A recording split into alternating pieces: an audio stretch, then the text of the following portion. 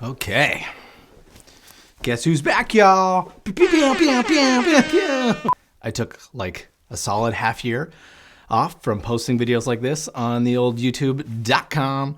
But hey, I'm back and I want to talk to you about a new acquisition.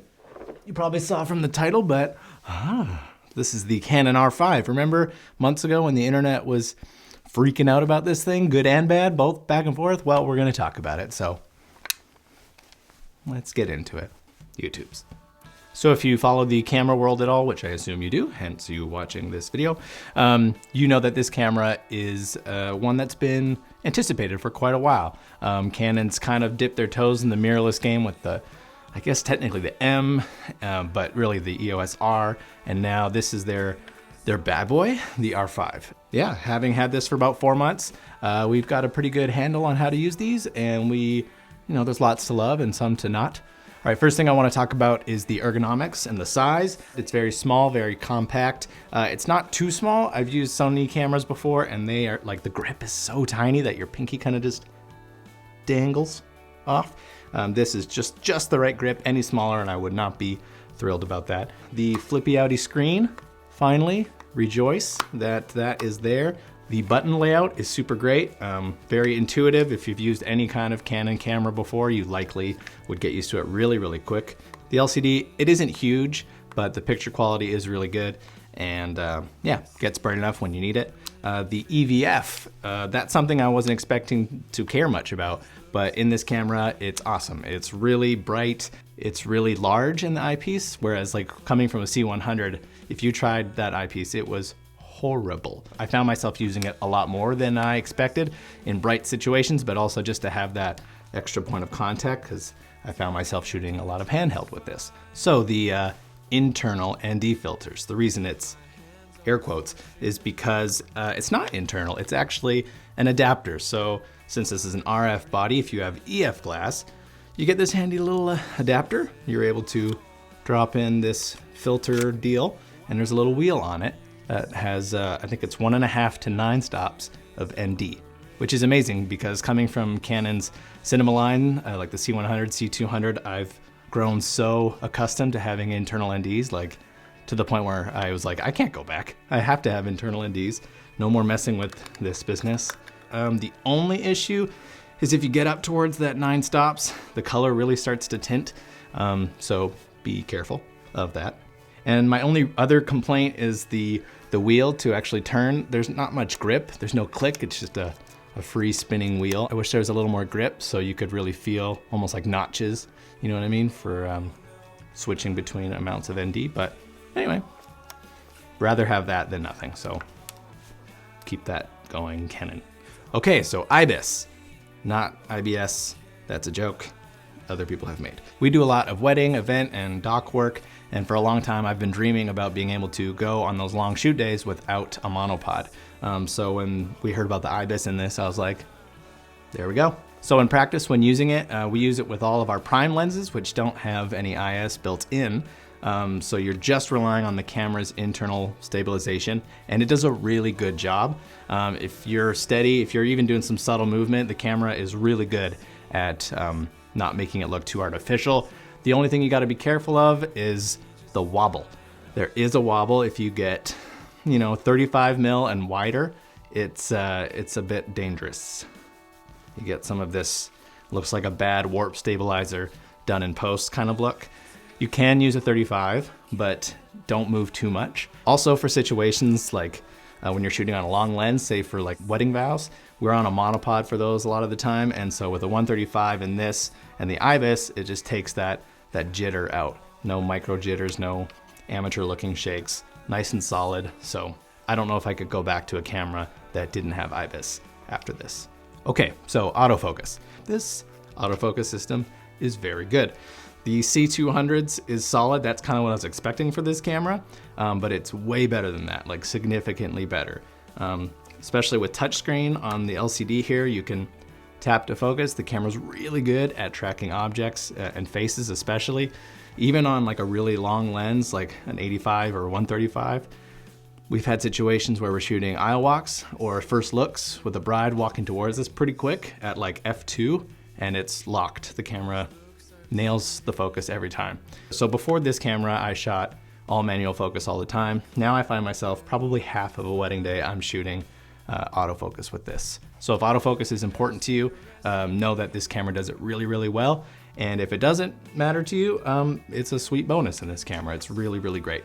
Okay, shooting modes. Of course, there are, you got your standard 1080 in this camera, but you also have a few varieties of 4K and 8K, which I haven't actually shot hardly at all in, so I'm not gonna talk too much about that. So for 4K, there is a standard 4K that is really great looking. The 4K HQ mode is stunning, very beautiful. If you shoot in C-Log on this camera, the log profile that Canon has, it is in 10-bit, so you get that extra color information in your files, which is really great when you're grading. And yeah, don't sleep on the 1080 in this camera. It's very good. Okay, now I'm gonna talk a little bit about the overheating. It is a thing. It's real. People weren't freaking out for no reason, but I've shot full wedding days in the hot weather with this camera, and it has never been an issue. The warning has come up, but it's never shut down into overheat power saving mode on me ever. As long as you are turning the camera off in between takes, you really don't have to worry about it too much.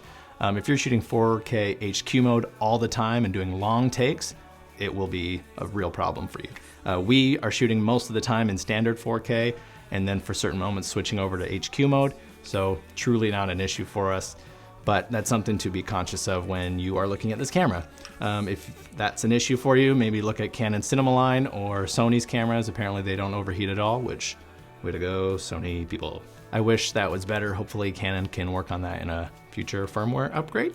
So the dynamic range of this camera, the TLDR, TLDW, the image is awesome. Great dynamic range. In my opinion, a little bit better than something like the C100. I think on that camera you got maybe 12 stops, and this you get 13. And it's noticeable. It's not the best dynamic range I've seen. It's certainly not C-Log 3, C-Log 2 territory, but Canon is coming out with a firmware update that will include C-Log 3, which is great. That'll give you a few more stops of dynamic range, which I would love to see in this camera. That's one of the most important things for me. And that would make it so it could easily match something like a C200 or a C70 or other cinema cameras. Okay, so battery life.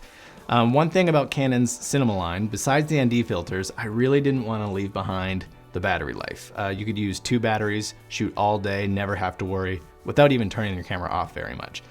So when I knew it was coming back to these standard LP-E6 batteries, I was worried that I'd be like, I'd have like 10 of them in my pocket at all times and always switching batteries out. But thankfully, Canon included a new version of this battery that gives you a little more time. I think it's like 30% more battery life, which is awesome.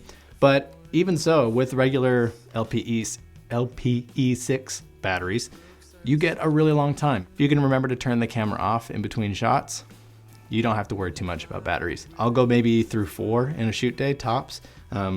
I had an order for a bunch of Canon's new batteries, and I canceled it after I used the old ones because they work totally fine. So battery life was a really great surprise when we tried this camera out. Okay, so post-production. In a word, woof.